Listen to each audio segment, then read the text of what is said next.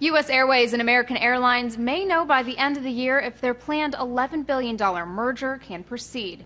In a win for the airliners, a federal judge granted the fast-track trial schedule the companies were seeking in an antitrust lawsuit filed by the U.S. government.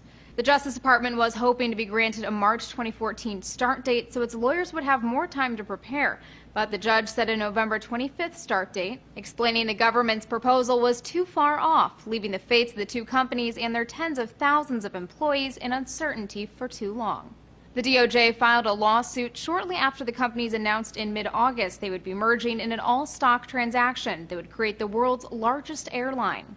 The government claims the merger would lead to higher fares and fees for consumers, as competition would be lost in more than 2,000 cities where the airliners currently compete for connecting flights. The Justice Department also cites a situation at Ronald Reagan National Airport in Washington, D.C., where if the deal was approved, the merged airline would control 69% of the slots, 6 times more than the closest competitor.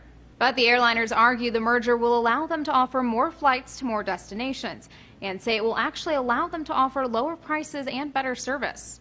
The airliners will argue that the other companies, such as United and Continental and Southwest and AirTran, were allowed to merge in recent years.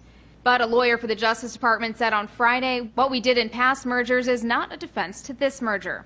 Lawyers from both legal teams say the trial is expected to last about 10 days. For Newsy, I'm Elizabeth Hagedorn.